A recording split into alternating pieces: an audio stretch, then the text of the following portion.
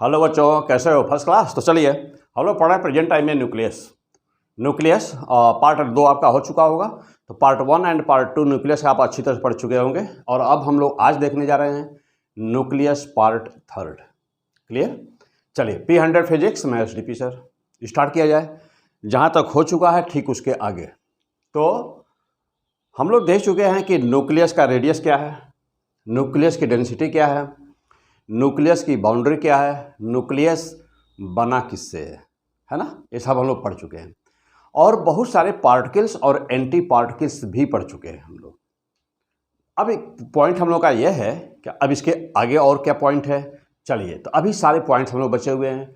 जैसे कि न्यूक्लियस की फैमिली क्या होती है, न्यूक्लियस के अंदर कौन सा फोर्स है, क्या केवल एक ही है न्यूक्लियर फोर्स या कि कुछ और भी है ना। और न्यूक्लियस के अंदर फोर्स कौन कौन से हैं, न्यूक्लियस की फैमिली क्या है, न्यूक्लियस के टाइप क्या है। तो ये सारी डिफरेंट चीज़ें हम लोगों को बस छोटे छोटे पॉइंट्स है, हम लोग इनको देखना है। इसके बाद हम लोग का मेन पॉइंट है क्या कि मास डिफेक्ट क्या है, मास डिफेक्ट, और फिर बाइंडिंग एनर्जी क्या है, और बाइंडिंग एनर्जी पर न्यूक्लियन क्या है, और अगला पॉइंट क्या है। फिर अगला पॉइंट हम लोग का फिर यह है कि बाइंडिंग एनर्जी से पर बेस्ड न्यूमेरिकल्स कैसे सॉल्व करेंगे आप। तो मोस्ट इंपॉर्टेंट सारी बातें क्लियर। तो आइए चलिए पहला टॉपिक हम बोल लेते हैं, तो स्टेप बाय स्टेप ना, स्टेप बाय स्टेप। तो पहला टॉपिक हम बोल लेते हैं। चलिए, तो पहला टॉपिक हम लोग ले लिया जाए कि न्यूक्लियर फोर्स क्या है। तो सबसे पहला पॉइंट ये, चलिए तो राइट द हेडिंग, पहला हेडिंग लिखिए कि forces inside the nucleus, forces inside the nucleus, यानी कि न्यूक्लियस के अंदर कितने टाइप के कुल फोर्स होते हैं। तो न्यूक्लियस के अंदर कितने टाइप के कुल फोर्स होते हैं, तो यहाँ पर हम लोग का जो सबसे पहला फोर्स है, फर्स्ट फोर्स, तो आइए जो सबसे बेस्ट जो सबसे कॉमन फोर्स है नंबर 1, तो ये है coulomb force, coulombs force. Okay, तो जानते हैं आप कूलाम फोर्स क्या होता है। तो किसी भी दो चार्ज पार्टिकल के बीच में हमेशा एक फोर्स लगता है, उसी को अब आप कूलाम फोर्स बोलते हैं, इसको इलेक्ट्रोस्टैटिक फोर्स बोलते हैं। ये होता क्यों है, ये लगता क्यों है, तो जानते हैं कि it is due to the exchange of the photons between the two charge particles. कैसे, आइए थोड़ा सा यहाँ पर दो लाइन समझ लिया जाए। जैसे मान लीजिए कि यह Q1 एक चार्ज है और यह एक Q2 चार्ज है। जानते हैं कि Q1 चार्ज है, ये Q2 चार्ज है, तो Q1 की फील्ड अपनी, इसकी अपनी फील्ड होती है चारों तरफ। कहाँ से कहाँ तक इसकी फील्ड होगी ना, Q1 की फील्ड कहाँ से कहाँ तक होगी, चार्ज से लेकर के इनफाइनाइट तक। क्या प्लस रहेगा तब कि माइनस रहेगा तब, चाहे प्लस रहे या चाहे माइनस रहे, चार्ज की, किसी भी चार्ज की इलेक्ट्रिक फील्ड हमेशा चार्ज से शुरू होती है और इन्फिनिटी तक होती है। जैसे जैसे दूर जाते हैं वैसे वैसे इलेक्ट्रिक फील्ड घटती जाती है। अच्छा, अब जो दूसरा चार्ज है, तो इसकी अपनी इलेक्ट्रिक फील्ड होगी। देखिएगा, जो दूसरा चार्ज है इसकी अपनी इलेक्ट्रिक फील्ड होगी, तो इसकी अपनी इलेक्ट्रिक फील्ड है दूसरे वाले चार्ज की। क्लियर? ए भी कहाँ तक जाएगा, ए भी अप टू इन्फिनिटी। ये कहाँ तक जाएगा, ए भी अप टू इन्फिनिटी। है तो इलेक्ट्रिक फील्ड हो गई। किसी भी बिंदु पर आप देख रहे हैं, कहीं पर भी ले लीजिए, चाहे यहाँ पे लीजिए, यहाँ पे लीजिए, यहाँ पे लीजिए, यहाँ पे लीजिए, कहीं पर भी ले लीजिए, तो आप देखेंगे कि कोई भी बिंदु लेंगे तो वहाँ पर दो इलेक्ट्रिक फील्ड है ना, इसकी भी है और इसकी भी है। तो जब दो इलेक्ट्रिक फील्ड आपस में दूसरे से इंटरएक्ट करते हैं, यानी कि मिलती हैं किसी भी बिंदु पर जब आप लेंगे तो वहाँ पर क्या होगा, इंटरएक्शन होगा। क्या होगा, वहाँ पर इंटरएक्शन होगा। और इस इंटरएक्शन में क्या होगा, एक्सचेंज होगा, एक्सचेंज ऑफ फोटॉन्स होगा। इस इंटरएक्शन में एक्सचेंज ऑफ फोटॉन्स होगा, और यह फोटॉन का जो एक्सचेंज है, यही दोनों चार्ज के बीच में फोर्स लगने का कारण है। क्लियर? यदि यह दोनों सेम नेचर के हैं तो इनमें रिपल्सिव फोर्स, और यदि ये दोनों अपोजिट नेचर के हैं तो इसमें अट्रैक्टिव फोर्स हो रहा होगा। ओके, तो ये कूलाम का फोर्स, तो यह फोर्स न्यूक्लियस के अंदर भी यह फोर्स होता है। ओके, सपोज करिए कि यह न्यूक्लियस है, तो बहुत सारे यहाँ पर प्रोटॉन्स हैं, बहुत सारे यहाँ पर प्रोटॉन्स हैं। तो प्रोटॉन के बीच में जो लगने वाला फोर्स है वह देखिए यह वाला प्रोटॉन इसको रिपेल कर रहा है, ये इसको कर रहा है, ये इसको कर रहा है, सब एक दूसरे को दूर हटा रहे हैं, तो रिपल्सिव फोर्स वहाँ पे काम कर रहा है। क्या काम कर रहा है वहाँ पर? रिपल्सिव फोर्स काम कर रहा है। तो यहाँ पर ओके, तो रिपल्सिव फोर्स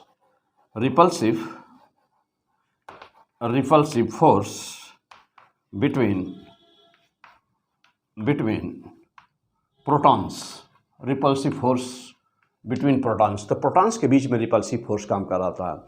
अब तब स्टेबिलिटी न्यूक्लियस की कैसे पॉसिबल है ना? तो हम लोग का टॉपिक ही वही है, आप हेडिंग ऊपर डाल देंगे पहले कि stability of nucleus, stability of the nucleus हम लोग का टॉपिक है। लेकिन हम लोग पहले पढ़ रहे हैं, क्या पढ़ रहे हैं? पहले हम लोग पढ़ रहे हैं कि जो न्यूक्लियस है वह स्टेबल क्यों नहीं है। तो क्यों नहीं है, तो पहला रीजन तो यही आ गया कि रिपल्सिव फोर्स काम कर रहा है। जब रिपल्सिव फोर्स काम कर रहा है तो उतने शॉर्ट रेंज में, रेंज आप जानते हैं, इसका रेडियस अभी आपने पढ़ा है इससे पहले वाले वीडियो में, तो रेडियस आप जानते हैं कितना है। तो रेडियस, एवरेज रेडियस क्या है? 5 × 10⁻⁻15 मीटर एवरेज रेडियस होता है न्यूक्लियस का। तो यह इसका रेडियस है। This is the very very short, बहुत ही छोटा रेडियस है, बहुत ही शॉर्ट रेंज है। ओके, चलिए परिणाम क्या होगा? परिणाम ये होगा कि इस कूलॉम फोर्स के कारण स्टेबिलिटी, उसकी स्टेबिलिटी यानी कि न्यूक्लियस की स्टेबिलिटी कैसे संभव है? ओके, क्योंकि यह रिपल्सिव फोर्स काम कर रहा है। अब आ जाइए नंबर 2 पर। इसके बाद में, हाँ, इसके बाद में और कौन से फोर्स काम करते हैं? अच्छा, ये फोर्स जो फोटॉन के एक्सचेंज के कारण हो रहा है, तो किस कैटेगरी में आता है? जानते हैं कि नेचर में 4 ही प्रकार के फोर्स फंडामेंटल होते हैं। तो यह किस कैटेगरी में आता है? यह अपना इलेक्ट्रोमैग्नेटिक फोर्स के कैटेगरी में आता है। 4 कौन कौन से हैं? Number 1 gravitational force, number 2 electromagnetic force, number 3 weak force, number 4 nuclear force. तो चलिए, तो ये किस कैटेगरी का है? इलेक्ट्रोमैग्नेटिक फोर्स के कैटेगरी का है, इलेक्ट्रोमैग्नेटिक फोर्स। ओके, आ जाइए अगला पॉइंट है। तो यह तो आप इलेक्ट्रिक फील्ड एंड पोटेंशियल पहला ही चैप्टर पढ़े हुए हैं, क्लास 12 वाला जो सिलेबस है उसमें पहला ही चैप्टर पढ़े हुए हैं, पूरा अच्छी तरह से गजब का पढ़े हुए हैं ना पढ़े हो तो अभी वीडियो नंबर 1 में जा करके इलेक्ट्रिक फील्ड एंड पोटेंशियल पढ़ डालिए ठीक से। ओके, आ जाइए। अब इसके बाद हम चलते हैं कि 2 नंबर के फोर्स पर, कि 2 नंबर का कौन सा फोर्स है जो न्यूक्लियस के अंदर है। क्लियर? और तब फिर हम लोग देखेंगे कि इसे ये जो फोर्स काम कर रहे हैं, तो कौन सा ऐसा फोर्स है कि जो इसको अनस्टेबल बना रहा है, और कौन सा ऐसा फोर्स है कि जो इसको स्टेबल बना रहा है। ओके, चलिए अब अगला पॉइंट, नेक्स्ट पॉइंट, नंबर 2 पे फोर्स आ जाइए। नंबर 2 पे आ जाइए। तो नंबर 2 है हम लोगों का, ओके, तो नंबर 2 हम लोग का है न्यूक्लियर फोर्स। यही हम लोग का मेन फोर्स है, न्यूक्लियर फोर्स। अब इसको आप कह सकते हैं यहां पर कि रिस्पॉन्सिबल, हाँ लिख दीजिए, responsible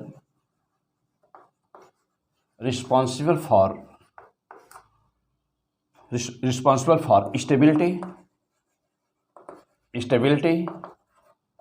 of nucleus, responsible for stability of the nucleus. Means this nuclear force is the responsible for the stability of the nucleus. Now the question, how it produces. चलिए आइए ध्यान देखा जाए। तो मैं कल इसके पहले वाले वीडियो में हम लोग डिस्कस कर चुके हैं, कि 1935 में युकावा की एक्सचेंज थियरी द फोर्स क्या था।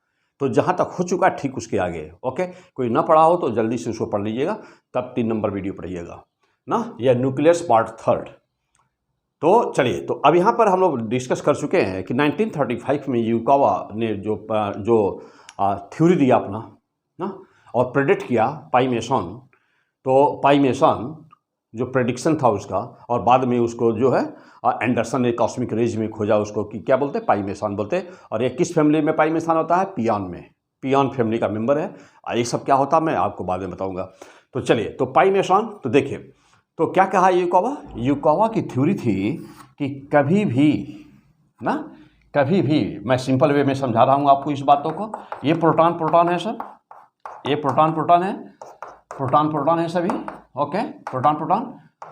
और इसी के बीच में ये जो डॉट मैं लगा रहा हूँ, ये सारे न्यूट्रॉन्स हैं। तो जानते हैं कि हमेशा ही न्यूट्रॉन्स की संख्या लगभग ना या तो प्रोटॉन के बराबर होगी या नहीं तो प्रोटॉन न्यूट्रॉन्स किसी भी न्यूक्लियस को लेंगे तो जो न्यूट्रॉन की संख्या होगी वह उससे ज़्यादा ही होगी। क्लियर? तो इसमें बहुत सारे प्रोटॉन्स और न्यूट्रॉन्स भरे पड़े हैं। क्या केवल प्रोटॉन और न्यूट्रॉन ही? नहीं, न्यूक्लियस के अंदर लगभग 100 से ज़्यादा, मोर देन 100 लगभग 152। तो न्यूक्लियस के अंदर 152 टाइप्स ना 152 टाइप्स के पार्टिकल्स एंड एंटी पार्टिकल्स हैं। तो there are 152 types of the particle and there are 100। तो लिख दीजिए पूरा सेंटेंस कि there are 152 types of particles and antiparticles are inside the nucleus, inside the nucleus. लेकिन आपको कितना पढ़ना है? तो आपको किस इसमें से, जैसे कि आपके एग्जाम में बार आ चुका था, बोसान पूछा था आपके एग्जाम में, आ चुका है आपके एग्जाम में। ओके, तो आपको कितना पढ़ना है? आपको उतना ही पढ़ना है जितना आपको ज़रूरत है ना। कितना ज़रूरत है? जितना ज़रूरत है। मैं अभी आपको स्टेप बाय स्टेप मैं उतना ही बताऊंगा जितना आपके सिलेबस में है। आपके सिलेबस मीन्स कि IIT, नीट और जब ये जो सेंट्रल यूनिवर्सिटी के एग्ज़ाम होने जा रहे हैं वो स्टूडेंट्स, और प्लस फिजिक्स का कोई भी एग्ज़ाम हो रहा है इंडिया का, तो उसके लिए तो उतने ही आपकी को ज़रूरत है। ओके, बाकी सब रिसर्च नहीं किया हम लोग को, बस वहाँ तक पढ़ना हम लोगों को। चलिए आगे बढ़ा जाए। तो चूँकि बहुत सारे पार्टिकल्स और एंटी पार्टिकल्स हैं, लेकिन अब इनके विषय में, सभी के विषय में नहीं, हम लोग को 3-4-5 पार्टिकल्स के विषय में हम लोग को डिस्कस करेंगे हम। तो केवल उनकी बात हम लोग किया जाएगा, ठीक है, जो आपको ज़रूरत है फिलहाल।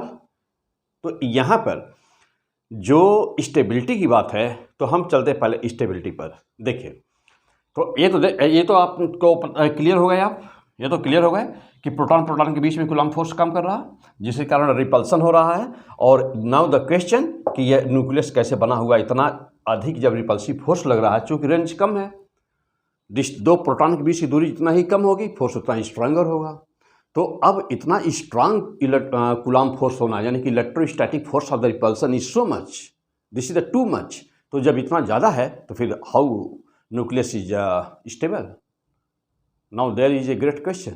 तो अब यहाँ पे क्या हुआ? तो उसी को सॉल्व करने के लिए 1935 में जापानी साइंटिस्ट युकावा की थ्योरी उन्होंने थ्योरी दिया, एक्सचेंज थ्योरी। क्या था?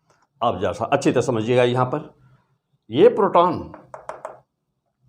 प्रोटॉन कभी प्रोटॉन रहता ही नहीं। प्रोटॉन हमेशा क्या करता है? प्रोटॉन हमेशा न्यूट्रॉन में, और न्यूट्रॉन हमेशा प्रोटॉन में चेंज होता रहता है। तो ये प्रोटॉन देखिए होता क्या है कि यह प्रोटॉन अपने आप को ना, प्रोटॉन से हमेशा ही प्रोटॉन अपने आप को क्या करता है, मीन्स डिसइंटीग्रेट करता है, कह सकते हैं आप कि डिसइंटीग्रेट करता है, और एक प्लस पाई में इलेक्ट्रॉन प्रोड्यूस करता है और एक न्यूट्रॉन प्रोड्यूस करता है। और जो ही यह न्यूट्रॉन, देखिएगा, जो ही यह न्यूट्रॉन कैप्चर करता है किसको? माइनस पाई में इलेक्ट्रॉन को, तो तुरंत यह किस में बदल जाता है? या तो देखिए, हाँ ऐसे जैसा देखिएगा, फिर से आ जाइएगा, देखिएगा, जो ही यह न्यूट्रॉन न्यूट्रल पाई में इलेक्ट्रॉन को कैप्चर करता है, तो न्यूट्रॉन ही बना रहता है। यानी कि इसका कंजर्वेशन ऑफ एनर्जी और कंजर्वेशन ऑफ लीनियर मोमेंटम को सेटिस्फाई करने के लिए, कंजर्व करने के लिए न्यूट्रल पाई में इलेक्ट्रॉन होता है। क्लियर? अब जैसा देखिएगा, ओके, आज आप फिर से देखिएगा, जब कभी भी प्रोटॉन मिलता है किससे? पाई माइनस यानी कि नेगेटिव से, तब ये बनाता है क्या? तब बनाता है क्या? यह बनाता है 0n1, यानी 0n1 का मतलब क्या हुआ कि न्यूट्रॉन, यहाँ पर भी 0n1 कर दें, यहाँ पर भी 0n1 कर दें न्यूट्रॉन। क्लियर? अब जैसा देखिएगा फिर क्या, जब कभी भी न्यूट्रॉन ना, जब कभी भी न्यूट्रॉन 0n1 मिलता है, किससे मिलता है? पाई प्लस से, तो तुरंत किसका फॉर्मेशन करता है? तुरंत ये बनाता है ना, तुरंत ये बनाता है, ओके देखिए, तुरंत ये बनाता है प्रोटॉन 1p1, ओके 1p1 जब इसे मिलता है प्रोटॉन बना देता है। क्लियर? और ये प्रोटॉन यहाँ मैं रिएक्शन लिख चुका हूँ, मतलब ये कि इंटरेक्शन क्या हो रहा है ये लिख चुका हूँ। ओके, तो ये है एक्सचेंज। अब होता क्या है देखिए, अब यहाँ दो चीज़ें हैं। यहाँ पर यदि एक प्रोटॉन है यानी कि 1p1 है, और यहाँ पर एक न्यूट्रॉन है 0n1 है, तो this is the exchange theory. किसका एक्सचेंज? तो प्रोटॉन और न्यूट्रॉन के बीच में जो एक्सचेंज चल रहा होता है वह पाई माइंड हियर न्यूट्रल पाइमेशन, यहाँ पर भी न्यूट्रल पाइमेशन, इसका एक्सचेंज कर रहा होता है। और ये इन्हीं के एक्सचेंज के कारण ही देखिए, अब यहाँ पर एक साथ में कई इंटरएक्शन चल रहे होते हैं, रिएक्शन और नहीं कर सकते, इंटरएक्शन। तो एक साथ में कई इंटरएक्शन न्यूक्लियस के अंदर चल रहे हो। आप जैसा सोचिए कि न्यूक्लियस की साइज मैं आपको ऑलरेडी बता चुका हूँ, आपको याद हो गया होगा। न्यूक्लियस की साइज कितनी है? हाँ जल्दी बोलो, जल्दी बोलिए। न्यूक्लियस की साइज कितनी बेटा? न्यूक्लियस की साइज कितनी? 1 मिलीमीटर ना, 1 मिलीमीटर का 1 लाखवां हिस्सा करते हो, जो मिलता है उसका 1 करोड़वां हिस्सा करते हो। अब जो आया है वही क्या होता है? न्यूक्लियस का रेडियस होता है। ये है न्यूक्लियस का रेडियस। 1 फर्मी यानी कि 10⁻15, सोच लो 10⁻15। क्लियर हो? अच्छा, उस साइज के अंदर की हम लोग बातें पढ़ रहे हैं, न्यूक्लियस। आज के डेट में भी अभी इस पे सारे रिसर्च चल रहे हैं। बहुत सारी ऐसी चीज़ें हैं कि जिस पे साइंटिस्ट अभी एकमत नहीं है ना। जैसे फंडामेंटल फोर्स में न्यूक्लियर फोर्स को रखा जाए कि नहीं। हम लोग कहते हैं कि there are 4 fundamental forces in the nature, लेकिन अभी भी कुछ कहते हैं कि रखा जाए, कुछ कहते हैं कि नहीं रखा जाए। ये सब सारे रिसर्च है। लेकिन अभी आपको क्या समझना, जो अभी मैं बोल रहा हूँ that is the fact of the nature. वहाँ तक अभी हम लोग समझना, नई कोई एडवांस होती है थियरी तब वहाँ देखा जाएगा, लेकिन आपको बस इस लेवल तक समझना। Okay, come on the point. अब यहाँ पर मैं क्या दिखा रहा हूँ देखिए, तो इनके बीच पाई का, जब पाई नॉट का एक्सचेंज हो रहा होता है, माइंड हियर ये मेन पॉइंट यही है कि जब इनके बीच पाई नॉट यानी कि न्यूट्रल पाइमेशन का जब एक्सचेंज हो रहा होता है तब कन्वर्जन नहीं होता, यानी कि प्रोटॉन न्यूट्रॉन में कन्वर्ट नहीं होता, न्यूट्रॉन प्रोटॉन में कन्वर्ट नहीं होता है तब। तो जब इनका एक्सचेंज होता है तब ये एक्सचेंज, इसी का एक्सचेंज यहाँ जब एक्सचेंज हो रहा है, देखिए यहाँ जब हो रहा है तो यहाँ इंटरेक्शन हो रहा है, यहाँ इंटरेक्शन हो रहा है किसका? नेगेटिव पाइमेशन का, पॉजिटिव पाइमेशन का इंटरेक्शन हो रहा है। तो जब इंटरेक्शन यहाँ हो रहा होता है, इस टाइप से जब इंटरेक्शन हो रहा होता है, ओके, जब इस टाइप से इंटरेक्शन हो रहा होता है तो वहाँ पर कन्वर्जन होता है ना, तब वहाँ पे कन्वर्जन होता है, यानी कि प्रोटॉन न्यूट्रॉन में और न्यूट्रॉन प्रोटॉन में कन्वर्ट हो रहे होते हैं, 0n1 और यहाँ पे 1p1, तो यहाँ पे कन्वर्जन होता है इसमें। और जब ये जहाँ पर ये हो रहा होता है वहाँ पर फोर्स क्रिएट होता है, यानी कि कन्वर्जन ना हो रहा हो, न्यूट्रॉन प्रोटॉन में कन्वर्जन जब नहीं हो रहा होता, केवल किसी चीज़ का आदान प्रदान होता है ना, आदान प्रदान हो रहा होता है, यानी कि एक्सचेंज हो रहा होता है, तब वही न्यूक्लियर फोर्स क्रिएट होता है। यानी कि यहाँ पर क्या क्रिएट हुआ? यहीं पे क्रिएट हुआ न्यूक्लियर फोर्स, यहीं पे क्रिएट होता है न्यूक्लियर फोर्स। तो न्यूक्लियर फोर्स कैसे क्रिएट हुआ तो this is the fantastic point कि यह जो 2 नंबर का फोर्स हम लोग का है कि हम लोग पढ़ रहे हैं क्या, स्टेबिलिटी ऑफ द न्यूक्लियस, और स्टेबिलिटी ऑफ द न्यूक्लियस के अंदर कौन सी हेडिंग है, forces inside the nucleus. Nucleus के अंदर कौन कौन से फोर्स हैं, कितने फोर्स हैं। तो न्यूक्लियस के अंदर देखिए कौन कौन से फोर्स है। तो पहला फोर्स तो कूलम्ब फोर्स पड़ा, जो उसको अनस्टेबल बना रहा है, और दूसरा फोर्स है न्यूक्लियर फोर्स, जो क्या बना रहा है, responsible for the stability of the nucleus. यही इसके न्यूक्लियस की स्टेबिलिटी के लिए ना, यही रिस्पॉन्सिबल है। तो क्या यहाँ तक क्लियर हो गए? जल्दी से नोट करिए सारी बातें, सारे पॉइंट्स। पढ़ रहे हैं क्या, P100 physics, nucleus, what is the nucleus. आइए, तो this is the 3rd episode of the nucleus. Come on the point, क्या, क्यों, कैसे, नोट कर लिया।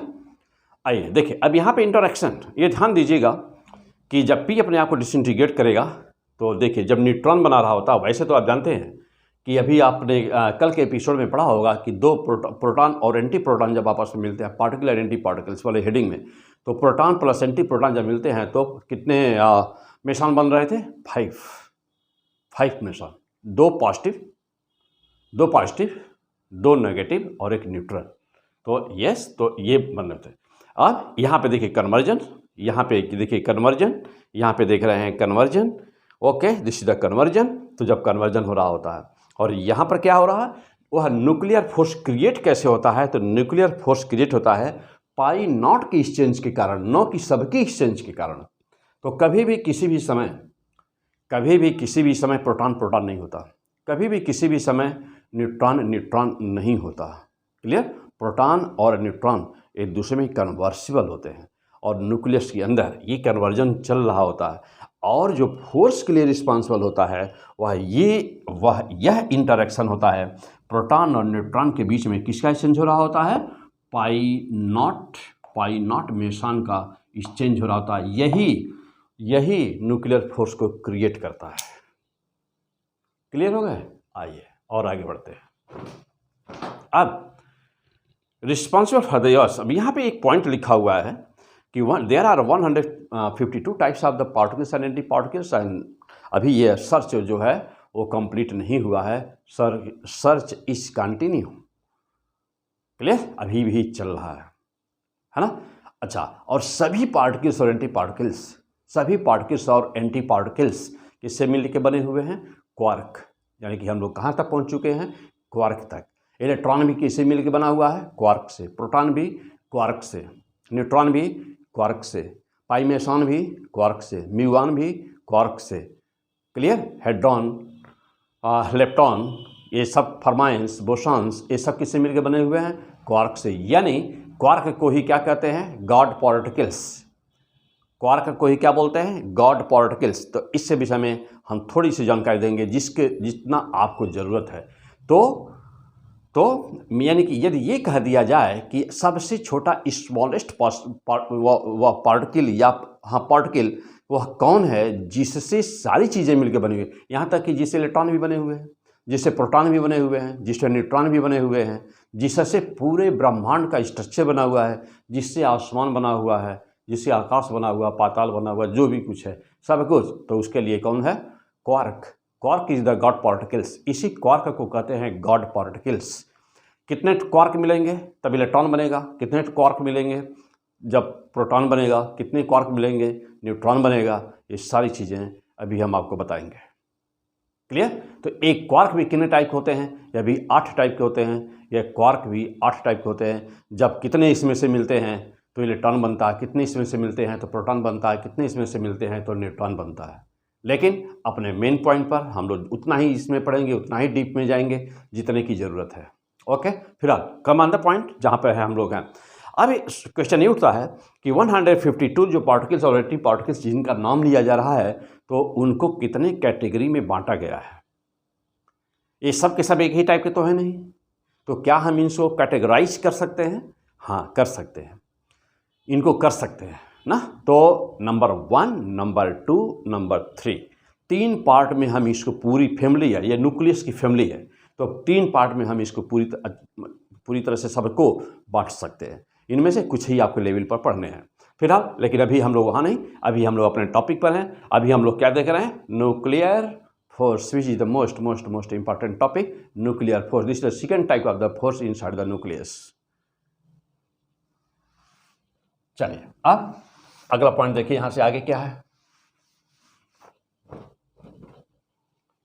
हाँ, अब है पॉइंट हम लोगों का कि यह जो न्यूक्लियर फोर्स तो क्लियर हो गए, न्यूक्लियर फोर्स तो क्लियर हो गए हम लोग कि ये जो पाई मेसन की थियरी है, तो पाई मेसन की थियरी में न्यूक्लियर फोर्स कैसे क्रिएट होता है, ये हम लोग देख लिए कि न्यूक्लियर फोर्स कैसे क्रिएट होता है, ठीक है ना।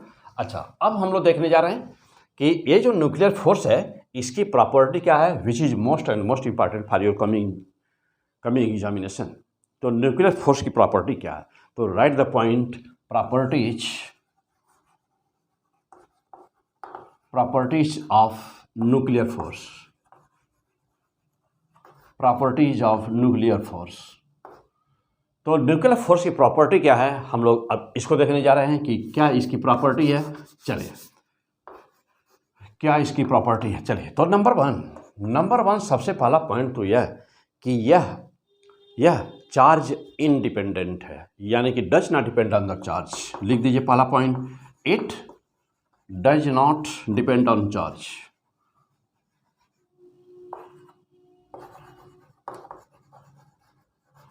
It does not depend on the charge, ये चार्ज पर डिपेंड नहीं करता। नंबर 2 पे लिख दीजिए कि it depends on spin of nucleus। Okay, तो it depends on the spin of the nucleus, या न्यूक्लियस के स्पिन पे डिपेंड करता है, इसलिए इसको कहा जाता है स्पिन डिपेंडेंट ना। इसको कहा जाता है spin dependent force, spin dependent force. तो this is a type of the spin dependent force. Clear हो गए। आइए अगला पॉइंट, नंबर थर्ड।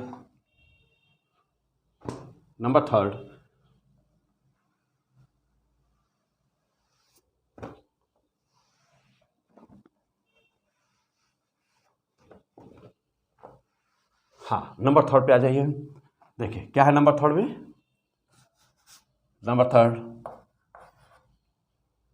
देख रहे हैं कि रेंज इसका क्या होता है। तो यही वह फोर्स है जो शॉर्टेस्ट रेंज फोर्स आप कह सकते हैं। तो शॉर्टेस्ट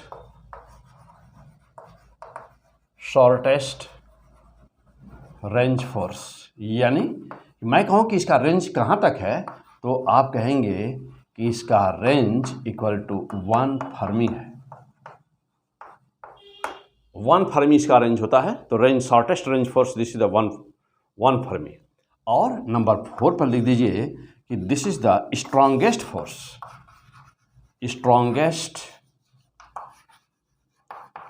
ऑफ नेचर। तो strongest force of the nature का सबसे स्ट्रांग फोर्स यही है।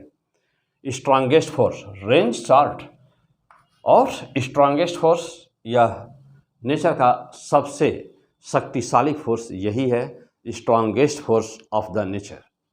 क्लियर। अब आ जाइए नंबर 5, यानी कि ग्रेविटेशनल इफेक्ट। जानते हैं कि ग्रेविटेशनल यूनिवर्सल फोर्स होता है, gravitational. It does not depends on the gravity, it does not, this is not the gravitational force, it does not depend on the gravity। तो it does not depend on gravitational effect।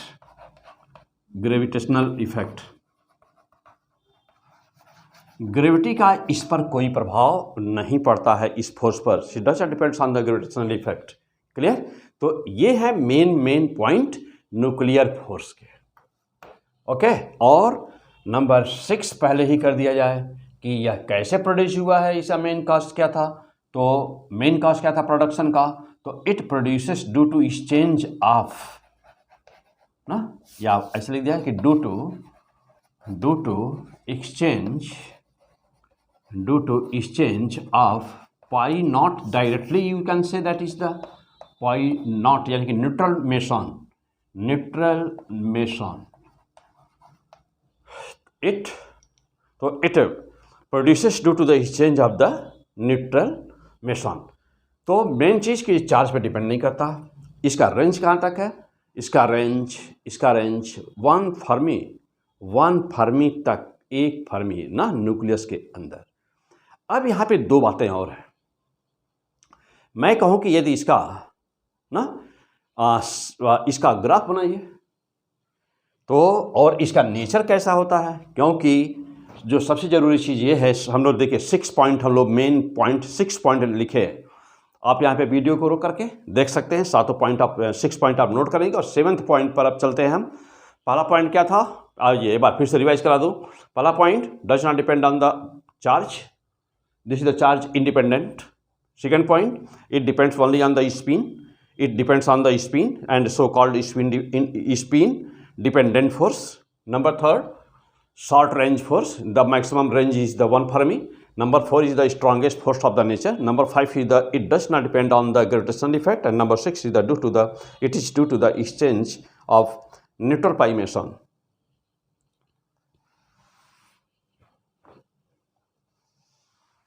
Okay, चलिए अब यहां से 7th point.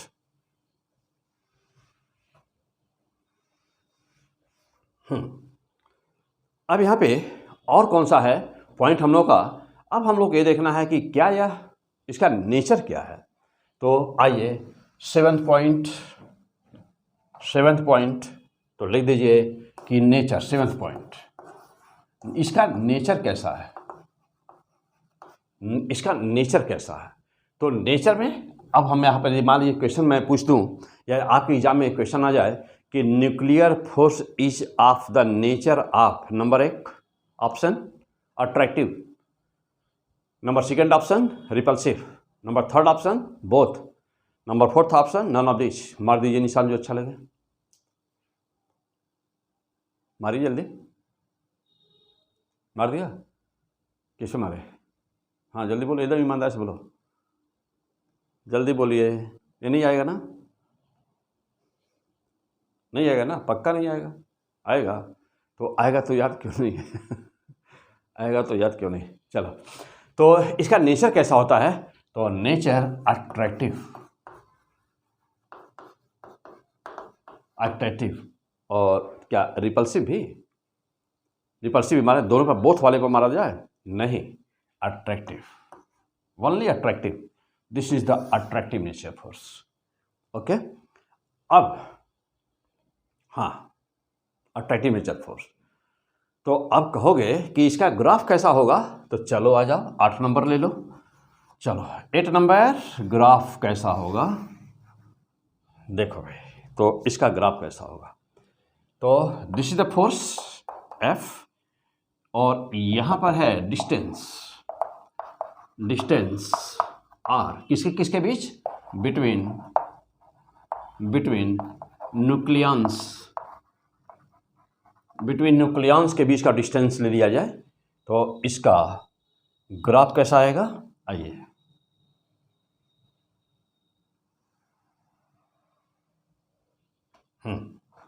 इसका graph कैसा आएगा? आइए देखते हैं। तो graph is like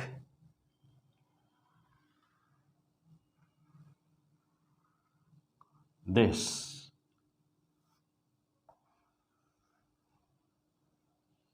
graph is like this, है ना? एक ग्राफ लगभग इस तरह से आता है। आप जानते हैं कि इसको आप इंटरमॉलिक्यूलर फोर्स कहते हैं। यह नेचर होता है किसका? इंटरमॉलिक्यूलर फोर्स का नेचर है intermolecular force. Clear? Intermolecular force के नेचर का होता है। तो ठीक जैसे वहां पर होता है इंटरमॉलिक्यूलर फोर्स ना, ठीक वैसे ही बिल्कुल यहाँ पर भी है, एकदम एग्जैक्टली ठीक वैसे ही है। यहाँ पर एक रीजन है, यह पॉइंट कितना है? तो यह पॉइंट है 0.5 फर्मी।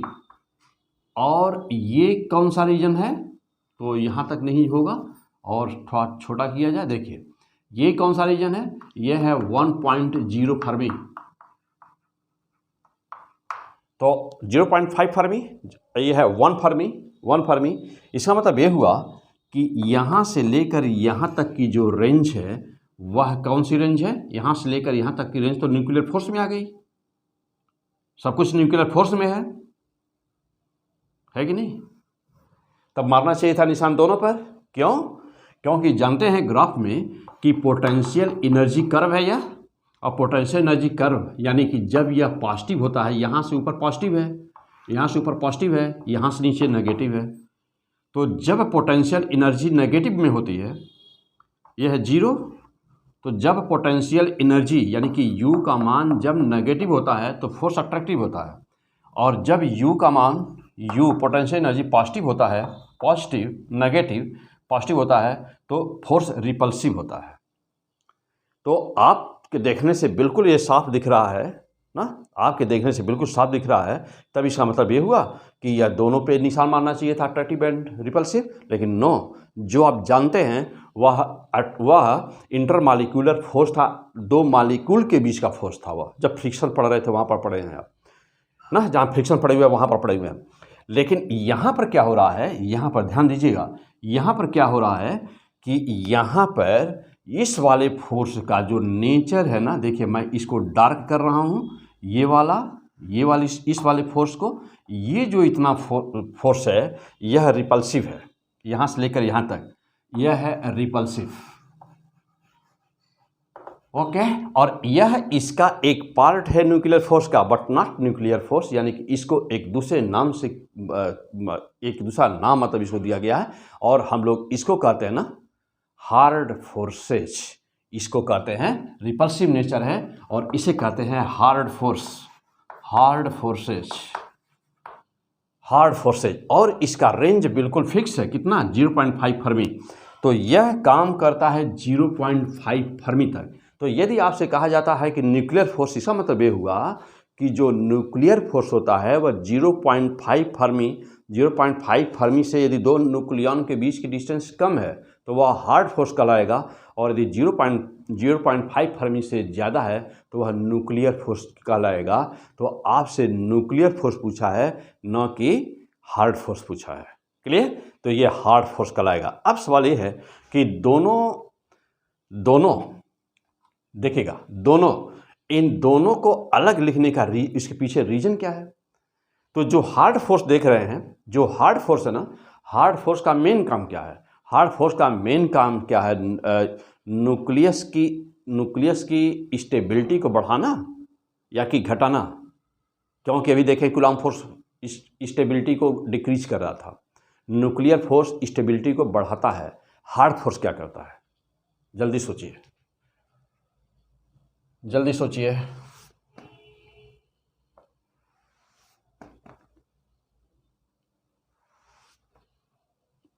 हाँ, हार्ड फोर्स देखने से क्या लग रहा है? ये स्टेबिलिटी को बढ़ाएगा या कि घटाएगा? देखने से क्या दिख रहा है?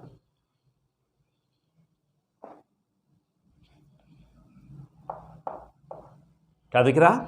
चलिए, तो देख रहे हैं कि यह रिपल्सिव फोर्स है ना, नेचर अभी आपको दिखाया गया रिपल्सिव। देखिए यहाँ पे रिपल्सिव लिखा हुआ है, और जब भी न्यूक्लियन के बीच में रिपल्सन होगा तो स्टेबिलिटी ऑटोमेटिकली क्या हो जाएगी? घट जाएगी। तो यह स्टेबिलिटी को घटाता है। तो हार्ड फोर्सेज, देखिए, तो हार्ड फोर्सेज ना क्या करती हैं? तो हार्ड फोर्सेज डिक्रीजेज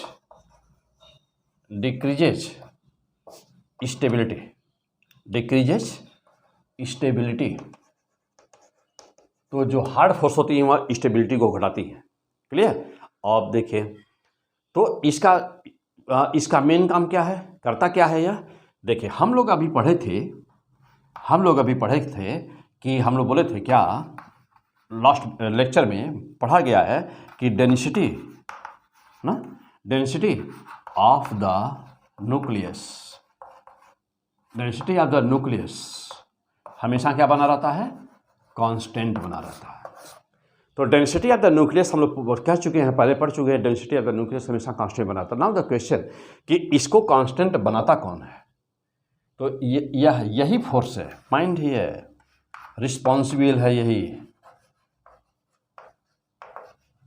यही रिस्पॉन्सिबल है। तो अब यदि कहा जाए कि वह कौन सा फोर्स है जो न्यूक्लियस की डेंसिटी को कांस्टेंट मेंटेन रखता है।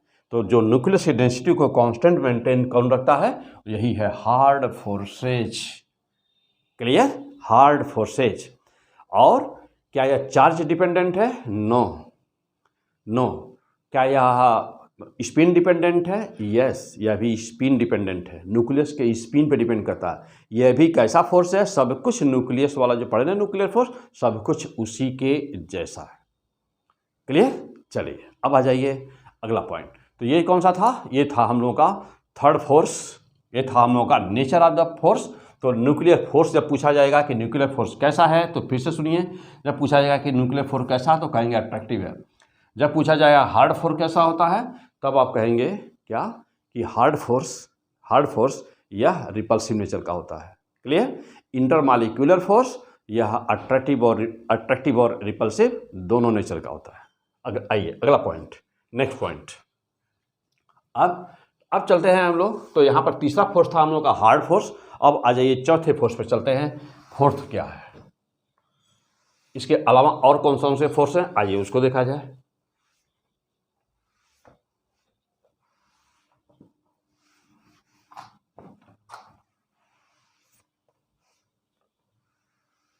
आ जाइए। तो अब हम लोग देखते हैं नेक्स्ट फोर्स, अगला फोर्स ओ कौन सा है, चलिए उसको देखते हैं।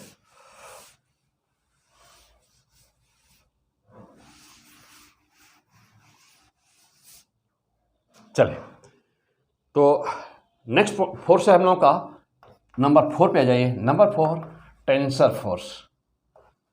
Tensor forces. टेंसर फोर्स क्या होते हैं? तो अब एक चौथा फोर्स है, यानी कि न्यूक्लियस के अंदर ये 4 फोर्स होते हैं। न्यूक्लियस के अंदर ये 4 फोर्स होते हैं। तो चूंकि ये सभी के सभी ना जो 4 फंडामेंटल फोर्स होते हैं उसमें लाइज नहीं करते।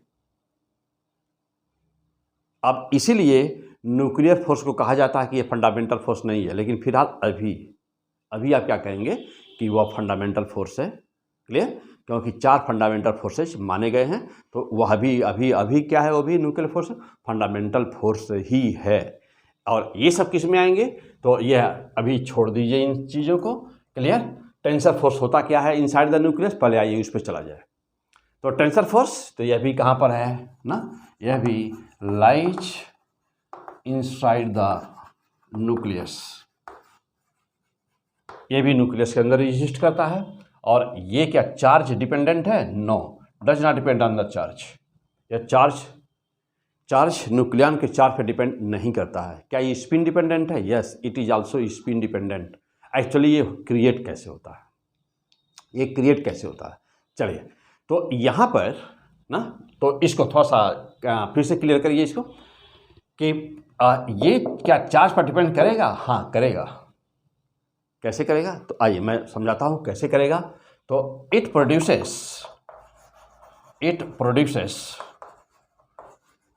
ड्यू टू डाइपोल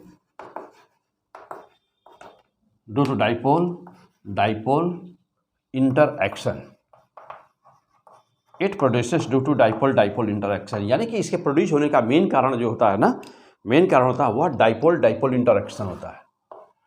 यह जो फोर्स प्रोड्यूस होता है वह due to the dipole interaction होता है। और ऐसा हुआ क्यों? कहाँ से डाइपोल आ गया वहाँ पर? क्योंकि डाइपोल जानते हैं, इलेक्ट्रिसिटी में पढ़े हैं डाइपोल क्या होता है। जब जो दो चार्ज जिनका नेचर अपोजिट हो लेकिन जिनकी वैल्यू सेम हो और एक दूसरे से बहुत ही वेरी शॉर्ट डिस्टेंस पर होता है तो आप कहते हैं डाइपोल है।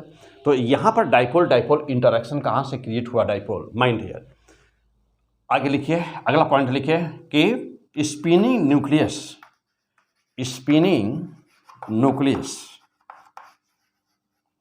Works as dipole.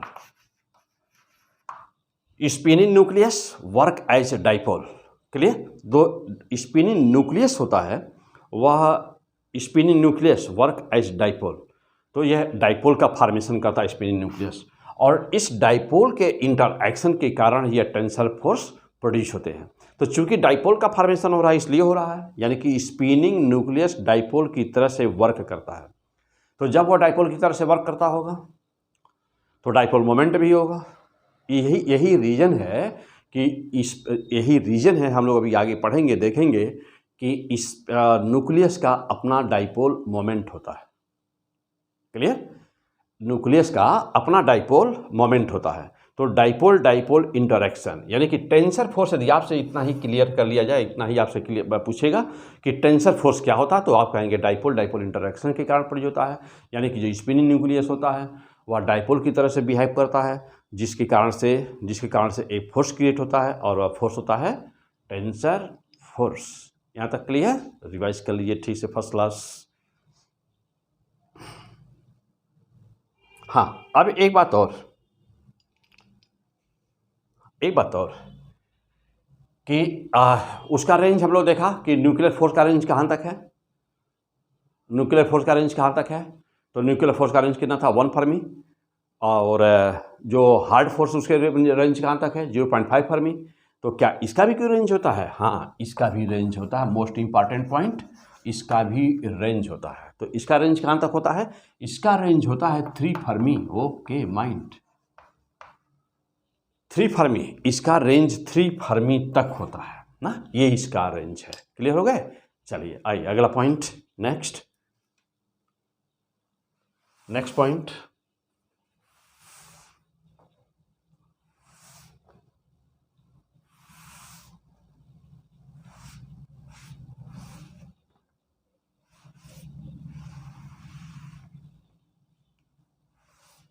चलिए आइए नेक्स्ट पॉइंट देखा जाए, और आगे क्या है टॉपिक में पढ़ रहे हैं हम लोग, न्यूक्लियस, P100 फिजिक्स।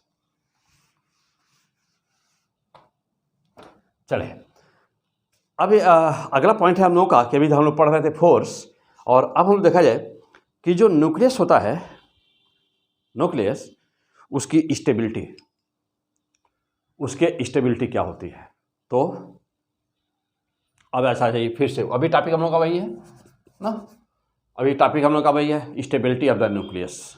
तो स्टेबिलिटी ऑफ द न्यूक्लियस हुआ क्या? स्टेबिलिटी ऑफ द न्यूक्लियस, एक बार थोड़ा सा फिर से टॉपिक कुछ और ले लिया जाए जो बचे हुए हैं।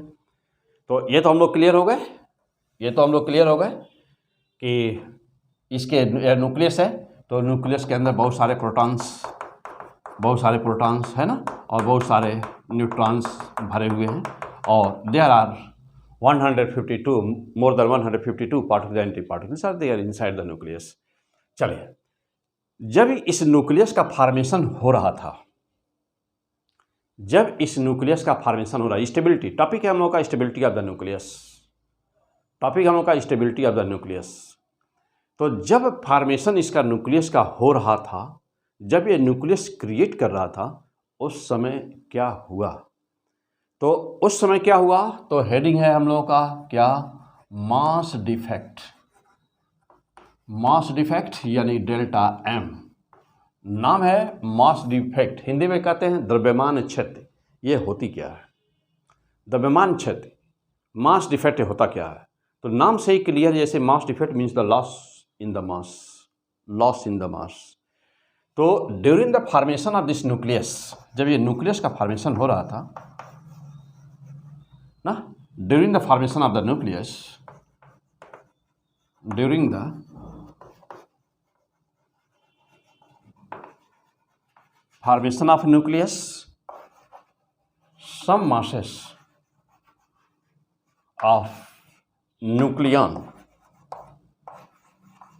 some masses of nucleons losses which converted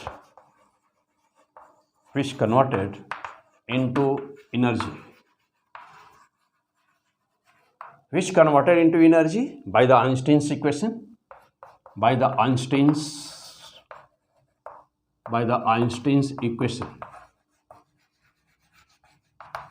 क्या? E बराबर डेल्टा एम सी स्क्वायर। तो this is the very very important and most important line, and you know well this is the Einstein's mass energy relation. तो E equal to delta M C square, क्या बोलते हैं इसको? Einstein's mass energy mass energy relation, Einstein's mass energy relation. Now the question, जब न्यूक्लियस का formation हो रहा था तो मास में क्षति, द्रव्यमान क्षति, मास में लॉस, मास का लॉस कैसे हुआ, है कि नहीं? मास का लॉस कैसे हुआ? और ये इक्वेशन तो अभी आप इसके पीछे पढ़े हुए थे, लास्ट वीडियो में अभी आपने देखा हुआ है, जस्ट इससे पहले वाले वीडियो में देखा आपने कि जब कभी भी गामा रेज यानी कि photon, gamma rays means photon, जब कभी भी फोटॉन, कोई एक फोटॉन किसी रिजिड पार्टिकल से टकराता है, किसी रिजिड बाउंड्री पर टकराता है, रिजिड पार्टिकल से टकराता है, तो यहाँ से तुरंत ही दो पार्टिकल्स, मैटेरियलिस्टिक पार्टिकल, सपोज करिए कि ये एनर्जी है, जानते हैं कि यह इलेक्ट्रोमैग्नेटिक वेव है ना, यह इलेक्ट्रोमैग्नेटिक वेव है। और जब किसी रिजिड पार्टिकल से, क्या है, रिजिड पार्टिकल है, रिजिड पार्टिकल,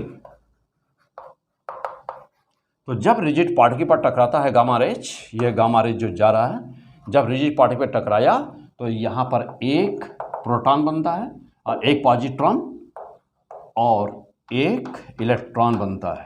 क्लियर है? जिसको आप कहते हैं पेयर प्रोडक्शन, पेयर प्रोडक्शन कहते हैं। क्या बोलते हैं इसको? तो this is the example of the pair production. तो यहाँ पर पेयर प्रोडक्शन देख रहे हो रहा है। और यहाँ पर मास डिफेक्ट की बात हो रही है। मास डिफेक्ट में यहाँ कहाँ से आ गया? ओके, तो यहाँ पर देखें कि एनर्जी कन्वर्टेड इनटू मास।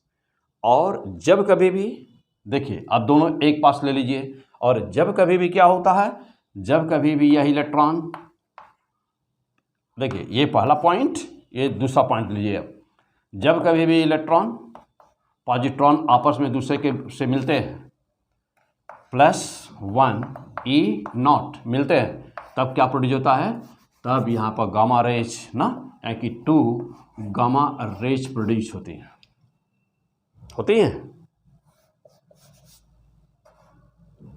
-1। देखिए, तो यहाँ पे गामा रेज प्रोड्यूस होती हैं, तो केवल आप गामा दिखा दें, कोई दिक्कत नहीं है, फोटॉन। अब जैसा देखिएगा,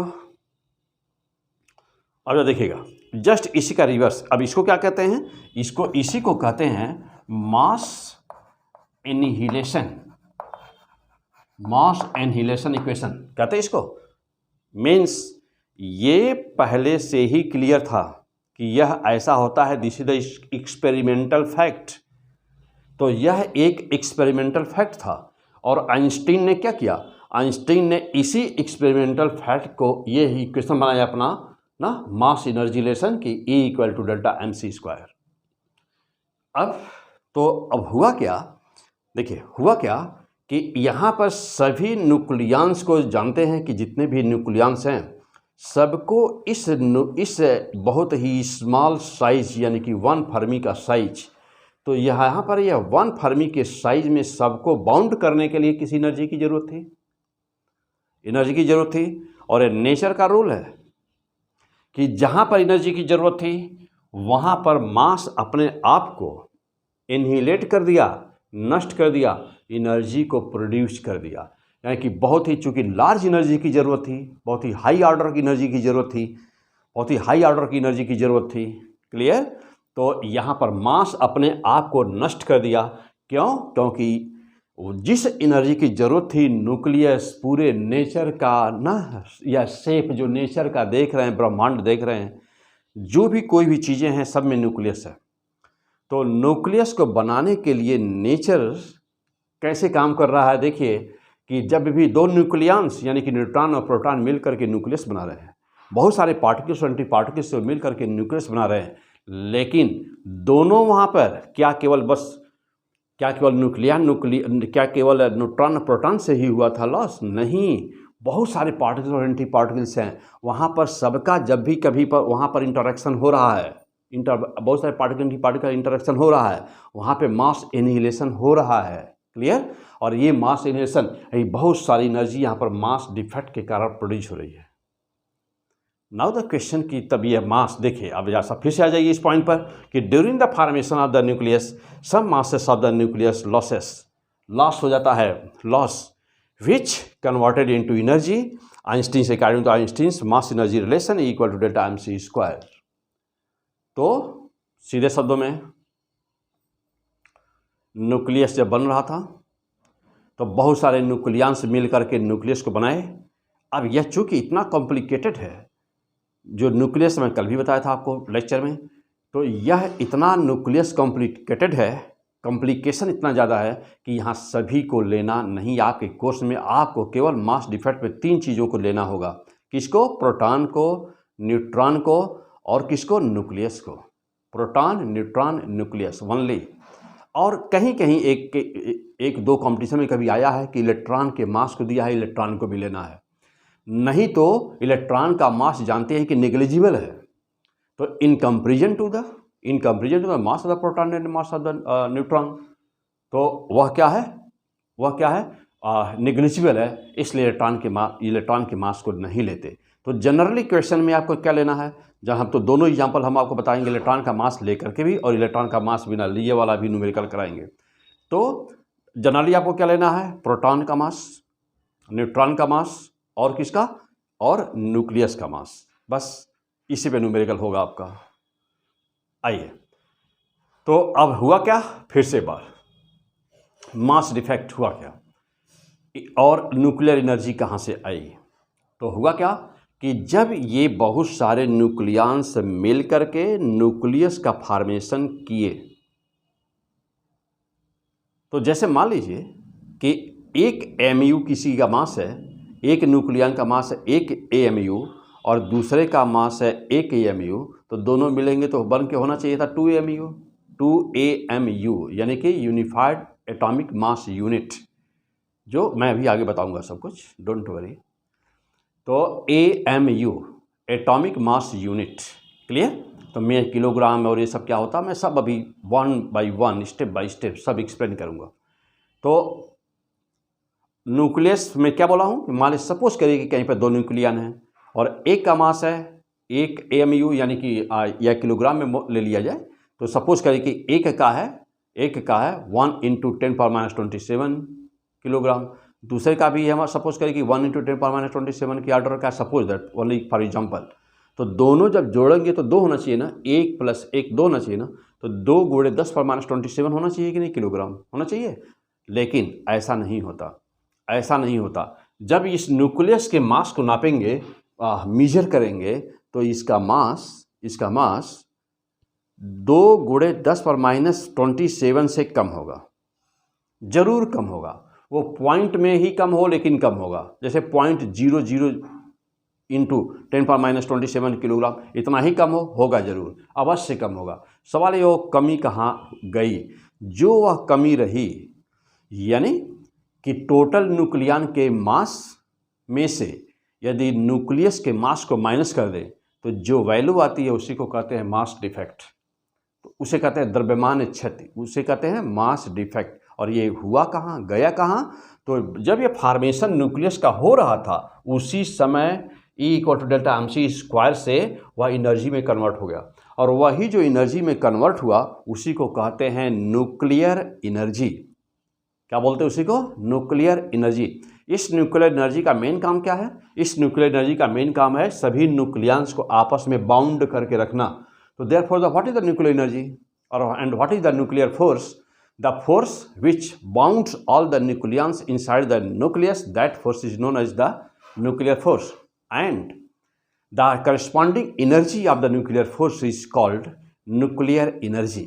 जब एटम बम विस्फोट होता है, न्यूक्लियस का जब फ्यूजन होता है, तो यही एनर्जी लिबरेट होती है और 10 लाख डिग्री सेल्सियस का टेम्परेचर प्रोड्यूस होता है। अब जैसा सोचिए कि एनर्जी इतनी है कि एक एटम बम यदि मार दिया जाए तो टेम्परेचर जो प्रोड्यूस होगा वह 10 लाख डिग्री सेल्सियस होगा।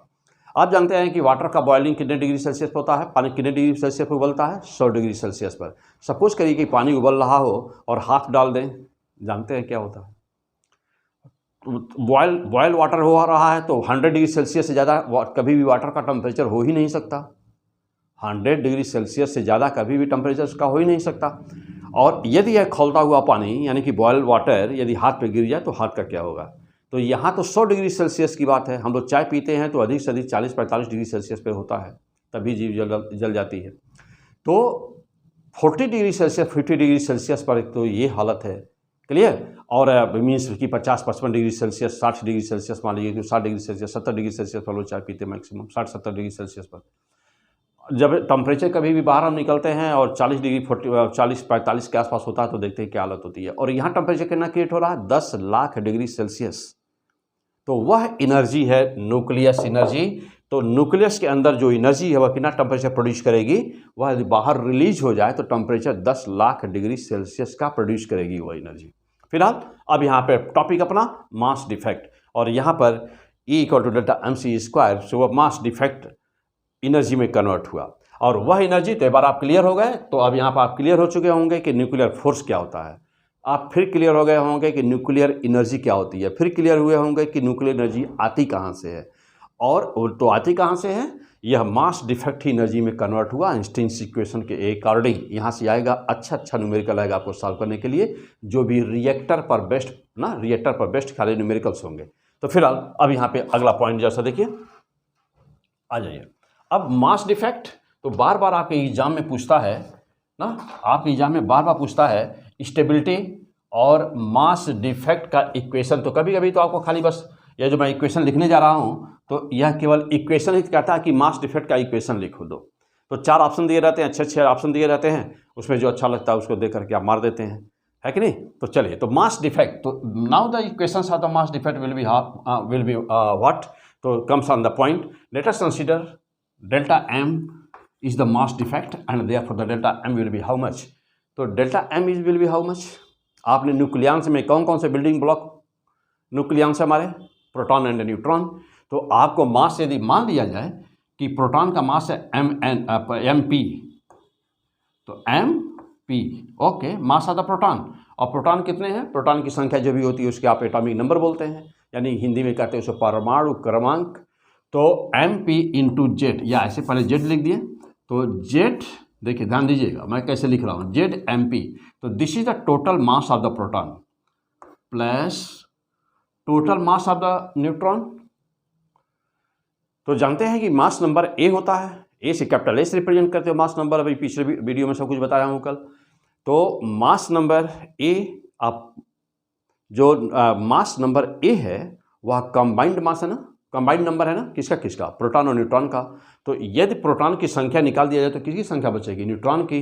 तो न्यूट्रॉन की संख्या को कैसे लिखेंगे, a माइनस जेड, न्यूट्रॉन की संख्या हो गई। न्यूट्रॉन का मास क्या मान लिया जाए, m में स्मॉल n लगा दें, तो यह हो गया क्या, यह हो गया total mass.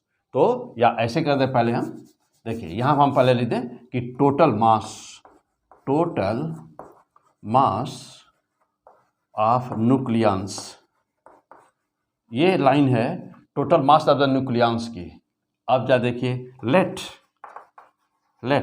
Mass of nucleus,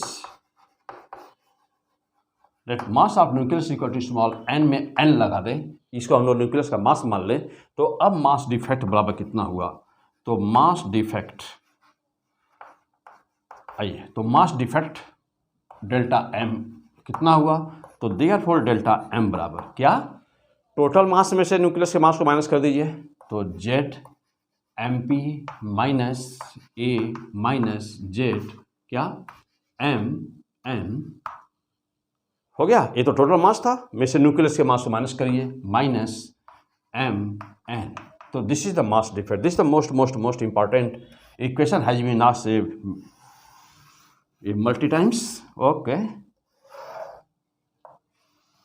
आपके एग्जाम में कई बार इक्वेशन से ये लाइन आ चुकी है, तो इसलिए अच्छी तरह से नोट करें, कहीं पर भी कोई भी कंफ्यूजन नहीं होना चाहिए। अब ये देखिए, अब यह किस में चेंज हुआ, एनर्जी में, मास इतना हुआ ना। और जानते हैं कि सिंस क्या, एनर्जी, अब ये मास डिफेक्ट, ये लॉस है मास का, इतना मास लॉस हुआ, एनर्जी में चेंज हुआ, तो डेल्टा mc² से एनर्जी में चेंज हुआ। अब जो एनर्जी में चेंज हुआ इसको ना, यह टाइप की न्यूक्लियर एनर्जी है, यहाँ पर क्या नाम देते हैं, यहाँ पे कहते हैं ना इसको बाइंडिंग एनर्जी। क्यों बाइंडिंग एनर्जी नाम दिया, क्योंकि यही रिस्पॉन्सिबल है इसको बांधने के लिए, बाउंड करना, सभी न्यूक्लियॉन्स को आपस में बाउंड करना, that is therefore it is called binding energy.